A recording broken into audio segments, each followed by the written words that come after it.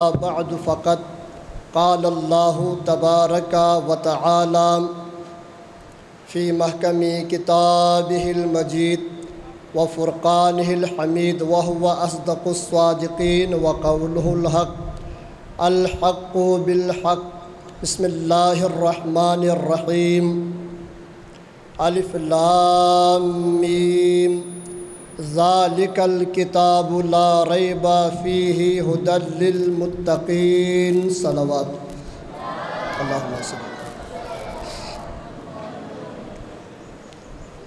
واجب الاحترام عزاداران سید الشہداء و ماتمداران سید الشہداء و غلامان حضرت عباس علمدار،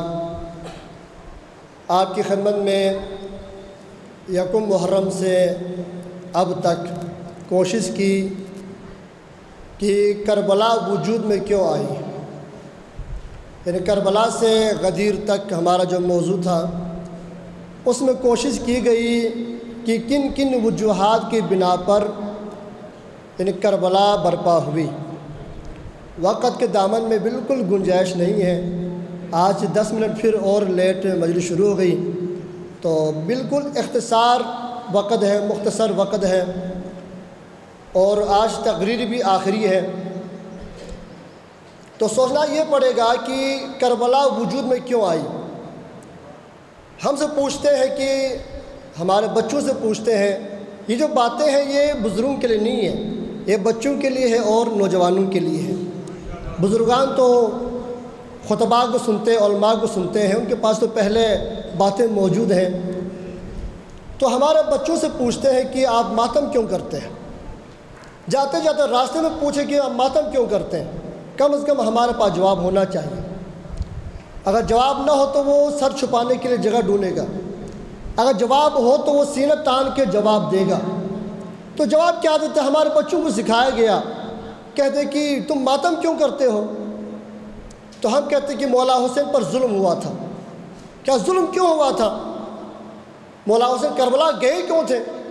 ہم کہتے اسلام خطرے میں تھا، اسلام خطرے میں تھا تو مولا حسین اسلام کو بچانے کے لیے گیا۔ عزیزو یہ جملہ غلط ہے، کیونکہ اسلام تب سے خطرے میں تھا جب رسول خدا نے آنکھیں بند کر کے 3 دن ہوئے تھے، جب در زہرا کو جلایا تھا اس وقت بھی اسلام خطرے میں تھا، جب جانشین رسول خدا کے گلے میں رسے ڈالا گیا تب بھی اسلام خطرے میں تھا۔ ان بات یہ نہیں ہے، بات کچھ اور ہے۔ اگر اس وقت اسلام خطرے میں ہو تو قیام کرنا ہے تو مولا علی قیام کرتے، مولا حسن قیام کرتے، یعنی کربلا برپا کرنے کے لیے 50 سال لگائے ہیں، یعنی 50 سال لگائے ہیں، 50 سال لگانے کے بعد کربلا قائم ہوئے۔ بس ہمارا جواب یہی ہے، اگر غدیر میں بغاوت نہ ہوتے تو کربلا قائم نہ ہوتی، اگر رسول خدا کے بعد رسول خدا اور اس کے جانشین کو نہ بلاتے تو کربلا قائم نہ ہوتے۔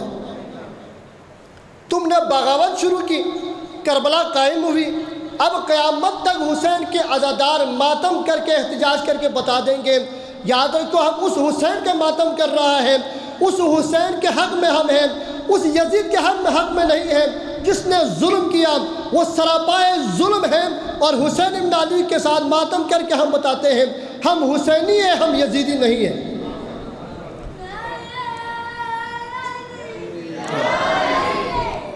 تو یہاں پر دین اسلام خطرے میں کہاں سے شروع ہوا؟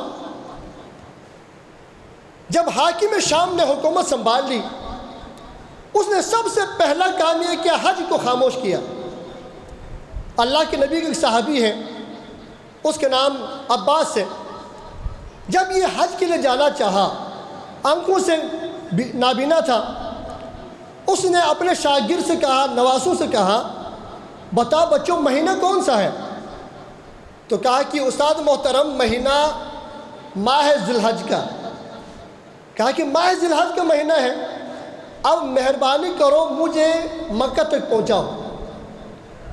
اب وہ بچے وقت بالکل اختصار ہے، میں کوشش کرتا ہوں کہ کئی باتیں آپ تک پہنچا دوں، بس آپ نے توجہ کرنی ہے۔ وہ بچے ان کو لے کے پہنچے مکہ مکرمہ میں. جب خانہ کعبہ کے صحن میں پہنچا وہ کہتے بچوں بات سنو، کیا اس سال حج کرنے کے لیے میں اکیلا آیا ہوں؟ کہا کہ نہیں استاد، نہیں نانا جی آپ اکیلے نہیں، اس وقت حج کرنے کے لیے بہت سارے مسلمان آ گئے ہیں. وہ جو حج پہ گئے ہیں وہ تو بہتر جانتے ہیں. جب حاجی حج پہ جائیں طواف کرنے لگے تو ایک ذکر پڑتا ہے تلبیہ، لبیک اللہم لبیک. تو یہ کہتا کہ پھر بات سنو بچوں، آنکھوں سے میں نابینا ضرور ہے لیکن کانوں سے میں بہرا نہیں ہے. میرے کانوں میں تو کسی کی آواز نہیں آتی لبیک اللہم لبیک کی.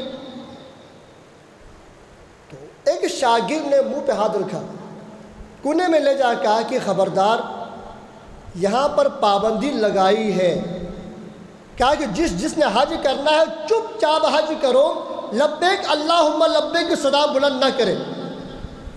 اب یہ تھا صحابی رسول. اس نے کہا کس نے پابندی لگائی ہے؟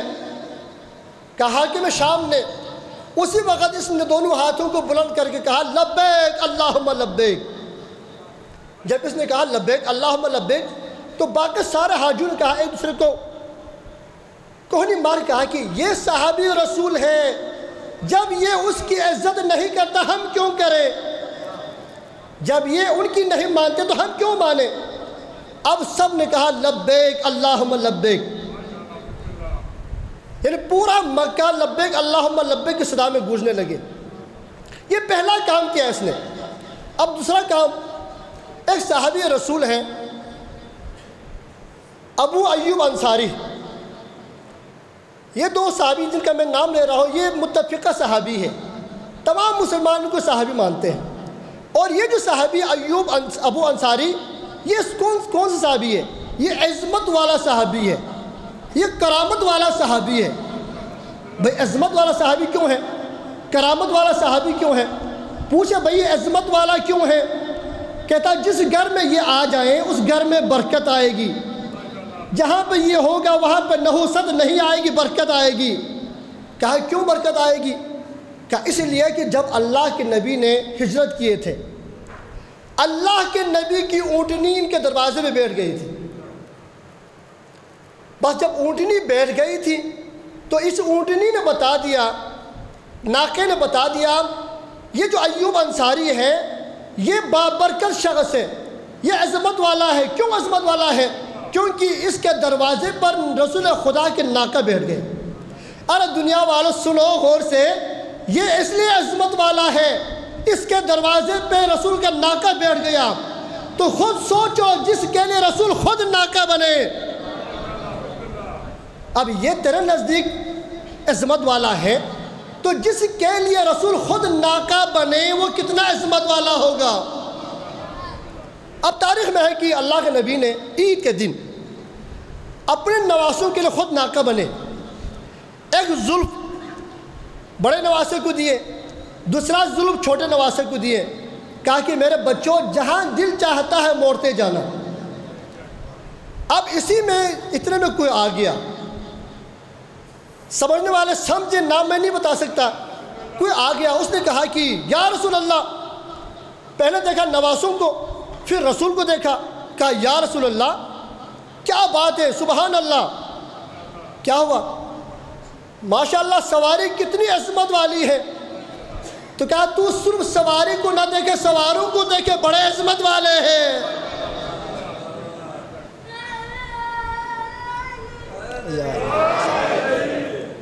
اب یہ دوسرا کام انہوں نے کیا. پہلا کام کیا حج کو ساکن کر دیا. اب یہی ابو عبداللہ انصاری ایوب انصاری شام چلا گیا.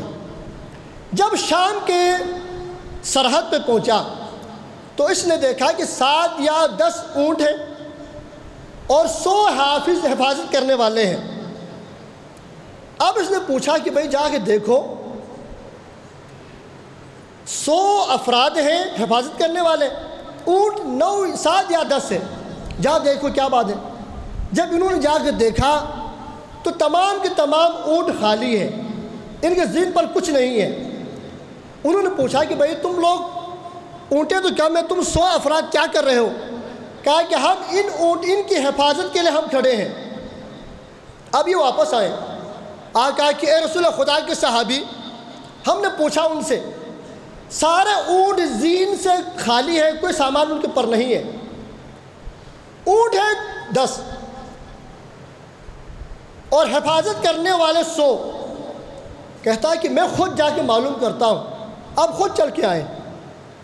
کہا ہاں بھائی، اتنی گرمی ہے، اس دیوار سے اس دیوار پر کوئی پرندہ بھی اڑ کے نہیں جاتا، تم لوگوں کا دماغ ٹھیک ہو؟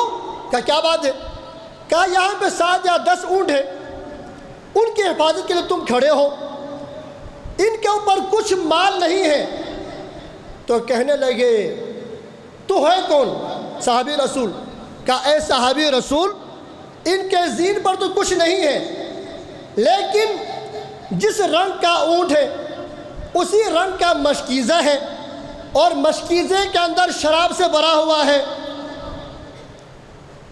اب انہوں نے کہا کہ یہ کہاں سے لایا، کہاں لے جا رہے ہو؟ کہا کہ روم سے لایا ہوں، خالص شراب ہے اور شام لے کے جا رہا ہوں۔ کہا کس نے کہا تمہیں شراب لے جائیں؟ کہا کہ حاکم شام نے ہمیں آرڈر دیے ہیں، اب ہم یہ لے کے جا رہے ہیں۔ اب اللہ کے رسول کے صحابی ہے، اس نے کسی سے نیزہ لے لیا اور ہر مشکیزے پہ نیزہ مارا، تمام شراب کو گرا دیا۔ اب اس کے بعد انہوں نے گرفتار کر لیا، لے کے آئے حاکم شام کے پاس، تو کہنے لگے بھائی یہ کون ہے، کہاں سے لائے ہو؟ کہا یہ ہے اللہ کے رسول کے صحابی، اس کو ہم لے کے آئے، یہ آئے نہیں ہے بلکہ ہم لے کے آئے ہیں۔ کہا کیوں لے کے آئے ہو؟ سرکار جو آپ نے ہمیں آرڈر دیے تھے ہم لے کے آ رہے تھے، سب کے سب اس نے گرا دیے۔ اب اس نے کہا کہ جلدی کرو، اس کے سر کو قلم کر دو۔ اب اتنے میں بڑا چالاک انسان ہے، گزرا ہے عمراس، یہ آگے درمیان آ گیا، کہا کہ سرکار اس کو قتل نہ کرے، مجھے قتل کرے۔ اب اتنے میں کہا اے عمراس، اب تک میں تجھے کھلاتا رہا پلاتا رہا، اب تو میرے دشمن کو بچاتا ہے؟ کہا کہ آقا میں تجھے بچا رہا ہوں، اس کو نہیں بچا رہا۔ کیوں؟ کہتا تو ہے مجھے قتل کرو، اس کو چھوڑ دو۔ کہا کہ بات آپ نہیں سمجھتے، بات یہ ہے کہ اگر تم دربار میں اس کو قتل کرو گے، کل قیامت تک لوگ پوچھیں گے تیرے چاہنے والوں سے، بتا اس صحابی کو کیوں مارا تھا؟ پھر بتانا پڑے گا اس نے اس کے شرابوں کو گرایا تھا، پھر دنیا والوں کو پتہ چلے گا کہ آپ شرابی ہیں، آپ شراب پیتے تھے۔ اب اس کے بعد کہا کہ بس ٹھیک ہے، جانے دو اس کو۔ اب اس کے بعد حالات بہت سخت ہونا شروع ہوئے۔ جس کا نام علی کے نام کے ساتھ ملتا ہے، جو علی کا ماننے والا ہے، علی کا چاہنے والا ہے، ان کو گرفتار کرنا شروع کیے۔ اب اس کے بعد کہتا کہ اے عمراس تو بڑا چالاک ہے، سمجھدار بھی تو ہے، میں نے بات سوچی ہے۔ کہا کیا سوچی ہے؟ میں چاہتا ہوں کہ ایک لشکر تیار کروں۔ کیا کروں لشکر؟ اور چاہتا یہ ہوں لشکر تیار کروں اور علی کے ساتھ آر پار ہو جائیں، تاکہ علی کے ساتھ آر پار ہو جائیں۔ انہوں نے پہلے کہا کہ سرکار تم پہلے آر کریں پھر پار کی بات سوچیں۔ لشکر تیار کر لیے۔ جب لشکر تیار ہوا، اب کہتا ہے کہ یہ عمراس آگے آئے، سرکار آپ نے تو لشکر تیار کیا، اب آپ کو کیسے معلوم یہ علی کے بات نہیں مانیں گے؟ اگر کوئی آ جائے علی کا قصہ سناؤ گے، ان میں سے آدھا علی کے پاس چلا جائے گا، آدھا تجھے چھوڑ جائے گا، پھر کیا کرو گے؟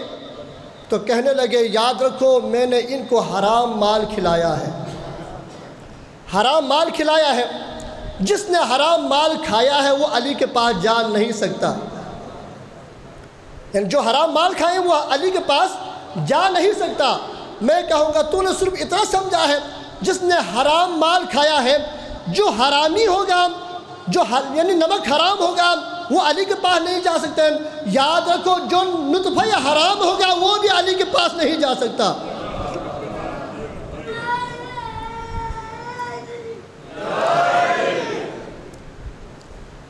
یعنی جو نطفہ حرام ہوگا وہ بھی علی کے پاس نہیں جا سکتا۔ اب یہی ایوب انصاری جب اس کو دربار میں بلایا گیا، اس نے سارا فیصلہ کر دیا، کہا یاد رکھو میں رسول کے صحابی ہوں، اس وقت تک میں برداشت نہیں کروں گا جب کہ میرے سامنے شراب پیے، حلال محمد کو حرام قرار دیں اور حرام محمد کو حلال قرار دیں، میں برداشت نہیں کر سکتا۔ اب اس کے بعد ایک اور صحابی، ان کے نام ہے عبد الرحمن کو جب دربار میں بلایا گیا، کہا لا اسے، یہ کہاں کہ علی کے چاہنے والا ہے۔ جب ان کو سامنے بلایا، تخت میں بیٹھا ہوا دیکھا تو جلدی میں عبد الرحمن نے اپنا منہ پھیر لیا۔ انہوں نے کہا کہ اے عبد الرحمن، کیا تو نے مجھے برشکل دیکھا، اپنا رخ پھیر لیا؟ تو کہا کہ برشکل ہونا ضروری نہیں ہے،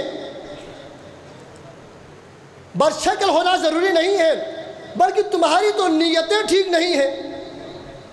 اگر شکل بدصورت ہو، نیت ٹھیک ہو، پھر بھی اللہ کو منظور ہے، یہ تمہاری تو نیت خراب ہے۔ اس کے بعد کہا کیا بات ہے؟ اب یہ سننا ہے نوجوانوں نے جن کی ابھی تک شادی نہیں ہوئی ہے۔ اب انہوں نے کہا کہ دیکھو تم کون ہو؟ کہا کہ میں خلیفۃ المسلمین ہے۔ کہا کہ خلیفۃ المسلمین ہے تمہیں تو دین کی چھوٹی سی بات کا نہیں پتہ۔ کہا کون سی بات؟ تمہارے ہاتھ میں جو انگوٹھی ہے وہ سونے کی ہے، تمہارے ہاتھ میں جو کڑا ہے وہ سونے کا ہے، اسلام میں سونا پہننا حرام ہے۔ میں کہوں گا اے عبد الرحمن ذرا غور کریں، ذرا غور کریں، میرے آقا نے فرمایا تھا مردوں کے لیے حرام ہے، سونا مردوں کے لیے حرام ہے۔ ذرا غور کرو، شاید کوئی خارجی مسائل بنے ہو، لیکن میرے آقا نے خیبر میں فیصلہ کیا تھا، کل علم اس کو دوں گا، یاد رکھو داڑھی آنا صرف مردوں کی علامت نہیں ہے، داڑھی آنا مردوں کی علامت نہیں ہے، بلکہ دشمن کے سامنے ڈٹ کے رہنا مردوں کی علامت ہے، جو بھاگ جاتا ہے وہ بھی مردوں کی علامت نہیں ہے۔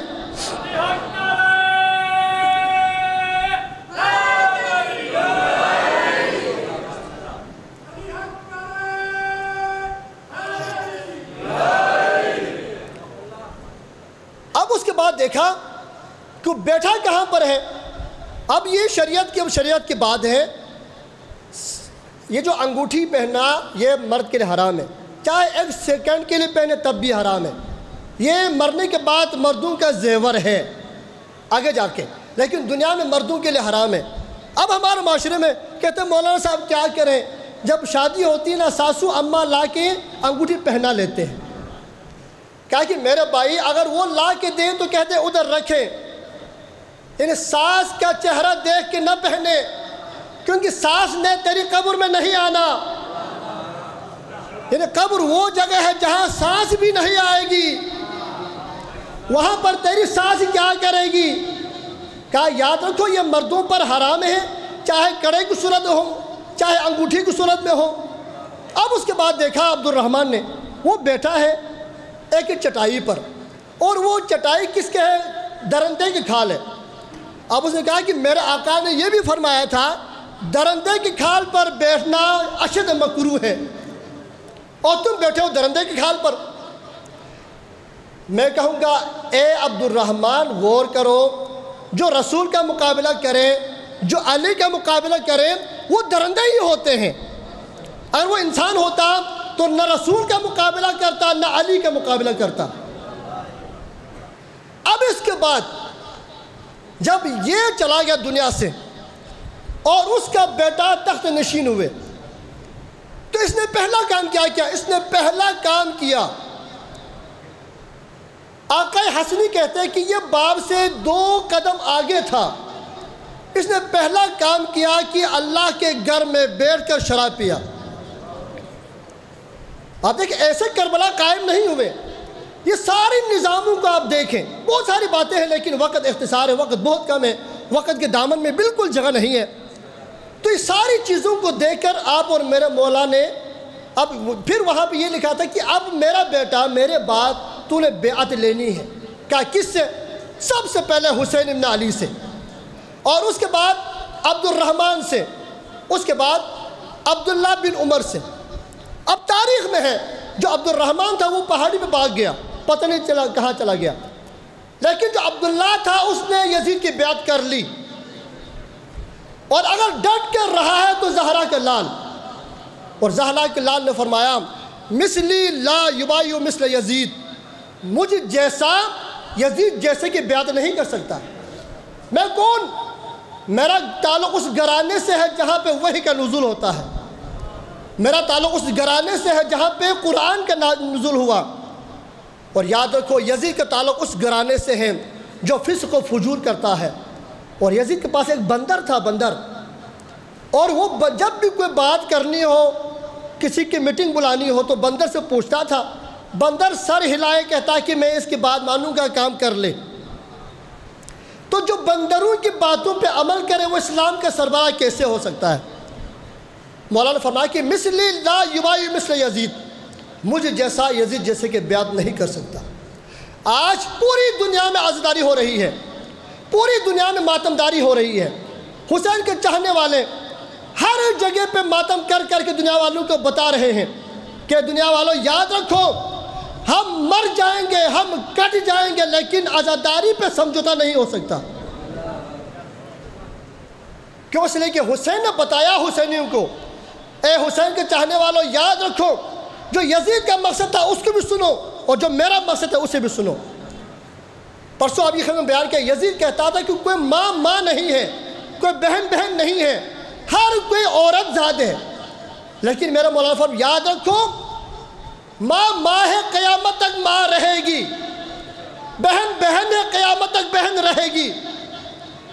اب حسین بن علی نے یعنی جن جن رشتوں کو یزید پامال کرنا چاہتا تھا، ان رشتوں کے جو سربراہ تھے، محافظ تھے، وہ سب حسین کے ساتھ نکلے۔ اب حسین 2 محرم کو کربلا پہنچے، 7 محرم کو اشقیاء نے پانی بند کر دیا، خیمے میں الاتش کی صدا بلند ہو رہے ہیں، شب عاشور ہر ماں اپنے بچے کو تیار کر رہے ہیں۔ آدھی رات کو جب جناب شہزادہ قاسم اس خیمے میں چلے جہاں مولا حسین مصلی عبادت میں تھے، آئے کہا چاچا جان کل کے جو شہداء کے لسٹ میں میرا نام شامل ہے، تو مولا نے فرمایا کہ بیٹا قاسم کل کے شہداء میں علی اصغر کا بھی نام ہے۔ جب یہ آنا تھا اصغر کا نام، تڑپ کے کہا چاچا جان کیا اشقیاء کے فوج خیمے تک آئیں گے؟ کہا کہ نہیں میرا لال خیمے تک نہیں آئیں گے، بلکہ اصغر کو میں اٹھا کے لے جاؤں گا۔ حضرت قاسم نے اجازت مانگی، میرے آقا نے فرمایا اے قاسم تو میرے بھائی کے شبیہ ہے، میں جب بھائی کا دیدار کرنا چاہتا ہوں میں تجھے دیکھتا ہوں، لیکن عزیزدارو جب قاسم کو اجازت نہ ملی، قاسم بہت پریشان ہوئے، ماں کے پاس آئے، روئے۔ ایک دفعہ قاسم کو یاد آ گیا میرے باپ نے بازو پہ بازو بند باندھا تھا اور کہا تھا کہ قاسم جب تم پر کوئی مشکل وقت آ جائیں، قاسم اس تعویذ کو کھول لینا، اس تعویذ کے اندر تمہارے مشکل کا حل ہے۔ قاسم نے جلدی میں تعویذ کھولا تو لکھا تھا اے میرا بھیا حسین، کربلا میں میری طرف سے قاسم کو قربان کرنا۔ جب یہ کہنا تھا دوڑتے ہوئے مولا حسین کے پاس آئے، کہا کہ آقا آپ کے بھائی کا خط ہے۔ جب مولا حسین نے دیکھا خط کو چوم لیا، چومنے کے بعد جب خط کھول کے دیکھا تو لکھا تھا اے میرا بھیا اے حسین، قاسم کو میری طرف سے قربان کر دینا۔ جب یہ کہنا تھا مولا حسین علیہ السلام نے فرمایا اے قاسم اب میں تجھے روک نہیں سکتا، اب میں تجھے روک نہیں سکتا۔ جب تیار کرنے لگے جناب قاسم کے سر پر امامہ باندھا، اتنا قد کا چھوٹا تھا، 13 سال عمر تھی، مولا حسین نے قاسم کو اٹھا کے زین پہ رکھ لیا۔ عزیزدارو قاسم آگے بڑھے، دشمنوں کو زیر و زبر کرتا رہا، ایک باپ کے 7 بیٹوں کو قتل کیا، آخر کار جب باپ آیا اسے بھی قتل کر دیا۔ اور ایک بار ایسا ہوا جب قاسم نے آواز بلند کی، کہا چاچا جان قاسم کی مدد کے لیے پہنچے، قاسم کا آخری سلام قبول ہو۔ جب یہ کہنا تھا عزیزدارو، مولا حسین یعنی گھوڑے پہ سوار ہوئے، دشمنوں کو زیر زبر کرتے ہوئے گئے۔ جب حسین کو دیکھا اشقیاء کی فوج ادھر کی فوج اس طرف چلی گئی، ادھر کی فوج اس طرف چلی گئی۔ جب عزادارو قاسم جب تک زین پہ تھا قاسم تھا، جب زین سے زمین پر آ گیا تو تقسیم ہو چکا تھا۔ میرے مولا حسین نے قاسم کے لاشوں کے ٹکڑوں کو اٹھایا، ابا کے دامن میں رکھا۔ جب دامن میں رکھا عزادارو، دامن میں رکھ کے مولا حسین نے قاسم کے لاشے کو اس مقام پر لایا جہاں علی اکبر کا لاشا موجود تھا۔ علی اکبر کے لاش پہ ایک ہاتھ رکھا، ایک لاش پہ قاسم کی لاش پہ ایک ہاتھ رکھا۔ اس کے بعد آسمان طرف دیکھ کہا واہ غربتا، واہ غربتا، اے اللہ میں غریب ہو گیا۔ اللہ لعنت اللہ علیہ۔